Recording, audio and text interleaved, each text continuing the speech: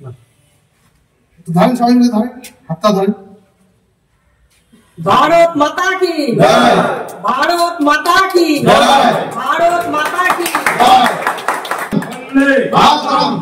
বিজেপির তরফে আনুষ্ঠানিকভাবে খোলা হলো সিএএ ক্যাম্প। সোমবার দুপুরে বামনগোলার পাকুয়াহাটে বিজেপির পার্টি অফিসে ফিতে কেটে এই ক্যাম্পের উদ্বোধন করা হয়।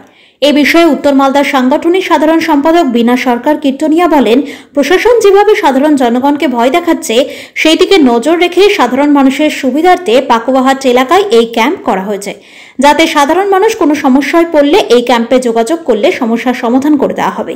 এদিন এই ক্যাম্প উদ্বোধনে উপস্থিত ছিলেন উত্তর মালদার সাধারণ সাংগঠনিক সম্পাদক বীণা সরকার কীর্তনিয়া, হবিবপুর মণ্ডল 2 নম্বর সভাপতি তপন মণ্ডল সহ বিজেপির অন্যান্য নেতৃত্ব।